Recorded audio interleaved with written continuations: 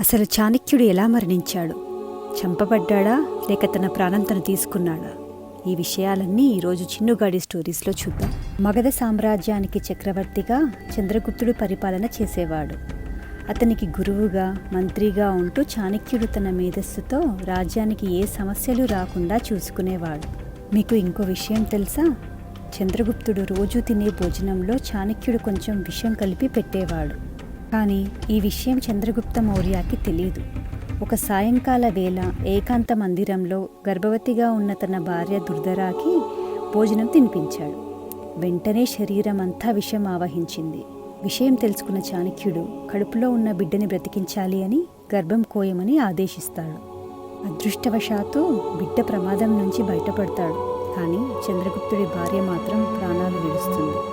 అప్పటికే ఒక బిందువు అంత విషం పిల్లవాడి లోపలికి వెళ్ళినందువలన బిందుసారుడు అని ఆ పిల్లవాడికి నామకరణం చేస్తారు. కాలం గడిచిన తరువాత చంద్రగుప్తుడు రాజ్యపాలన బిందుసారానికి అప్పగించి వనప్రస్థానం చేసి అడవులకు వెళ్ళిపోయాడు. చాణక్యునికి ఇచ్చే గౌరవ మర్యాదలు చూసి బిందుసారుడి దగ్గర ఉన్న కొందరు మంత్రులకి ఈర్ష్యగా ఉండేది. వారి చెడు మాటలు విన్న బిందుసారుడు తన తల్లిని చంపింది చాణక్యుడే అని అపార్థం చేసుకొని అతడిని కారాగారంలో బంధిస్తాడు.